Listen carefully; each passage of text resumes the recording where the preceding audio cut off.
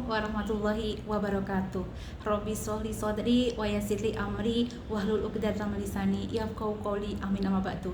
Sahabat Salimah yang berbahagia, alhamdulillahirabbil alamin, kita sudah memasuki bulan Ramadan. Semoga bulan Ramadan menjadikan diri kita menjadi pribadi yang produktif. Karena tidak mudah untuk menjadi pribadi yang bisa bertumbuh dengan berbagai macam aktivitas dan pada akhirnya bisa produktif. Ada banyak klien yang datang ke saya kemudian mengeluhkan sudah dengan peran-perannya yang luar biasa, akan tapi dia merasa tidak bertumbuh dengan peran-perannya. Nah, ada beberapa hal yang bisa dilakukan agar bagaimana kita itu bisa grow with life purpose. Yang pertama adalah bagaimana kita bisa menguatkan kembali life purpose kita.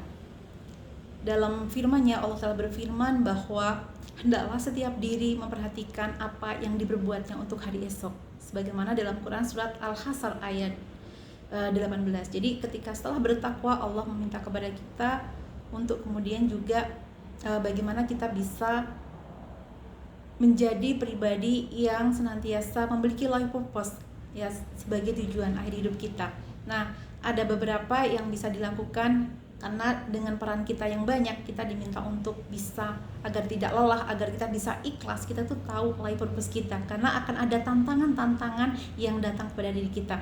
Yang bisa kita lakukan adalah dengan datang ke majelis ilmu, kemudian juga kita bisa membaca buku sirah sahabat, sirah sahabiyah ya. Dengan seperti itu agar kita bisa menguatkan life purpose kita pada saat kita ada banyak tantangan dengan peran-peran kita, baik itu sebagai seorang ibu, baik itu sebagai seorang istri, baik itu sebagai seorang pekerja, dan masih banyak lagi peran-peran kita. Yang kedua yang bisa kita lakukan adalah bagaimana kita bisa memanage waktu kita. Dr. Catherine Herbert, salah seorang psikolog dari Amerika, beliau mengatakan bahwa emosi perempuan itu hanya stabil 15 hari, karena 7 hari itu sebelum haid kita uring-uringan biasanya ya, kemudian 8 hari atau 7 hari ketika haid kita juga tidak bisa mengontrol emosi kita, karena dengan berbagai macam perannya perempuan yang Masya Allah, tentu kita tidak mudah untuk bisa mengolah emosi kita. Nah, salah satu hal yang bisa kita lakukan untuk mengolah emosi agar kita bisa bertumbuh itu adalah dengan memanage waktu kita. Memanage waktu ini ternyata tidak mudah ya, karena banyak orang mengatakan bahwa 80% orang yang bekerja dan dengan peran-perannya masing-masing ya, pekerjaan apapun ya, sebagai ibu, sebagai istri, sebagai anggota masyarakat, itu ternyata mereka merasa bahwa mereka jenuh dengan pekerjaannya, mereka tidak bisa bertumbuh ya. Kemudian hanya 20% saja yang memiliki hal itu. Maka kita harus bisa memanage waktu kita, dan ternyata orang yang bisa manajemen time itu relate dengan self manage dan relate juga dengan stress manage. Jadi otomatis ketika orang itu bisa memanage waktunya, maka dia akan bisa memanage dirinya dan akan bisa memanage stresnya, karena 3 hal itu akan ada dalam kehidupan kita.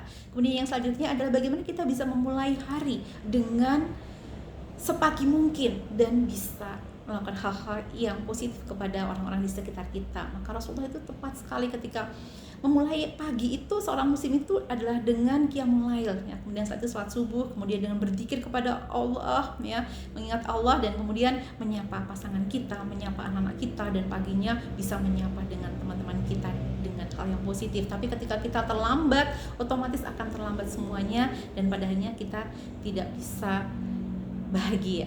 Kemudian selanjutnya adalah bagaimana kita bisa bersyukur. Jadi ternyata bersyukur itu akan membuat kita semakin bertumbuh, nah, dan semakin mengetahui apa tujuan hidup kita. Ada sebuah kisah yang menarik ya, ketika ada seorang ibu yang usianya udah 70 tahun tetapi dia ini masih bekerja, padahal anak-anaknya itu kaya. Ketika ditanya kenapa masih bekerja, ibu ini menjawab, saya di sisa usia saya dan sebagai bentuk rasa syukur saya itu akan memberikan kemanfaatan, dan saya akan mandiri dan tidak ingin membebani orang lain ya. Masya Allah ya, ternyata si ibu ini melakukan sesuatu itu karena rasa syukurnya atas usianya di usia 70 tahun dan atas badannya yang masih sehatnya. Artinya si ibu ini menyadari life purpose yang dalam bahasanya ini, dalam bahasa psikologinya juga successful aging ya, bagaimana si ibu ini bisa memahami bahwa usianya itu harus produktif. Nah, disinilah bagaimana kita sebagai seorang muslim itu, puasa kita harus menjadikan kita semakin bertumbuh dengan memahami life purpose kita atau tujuan hidup kita.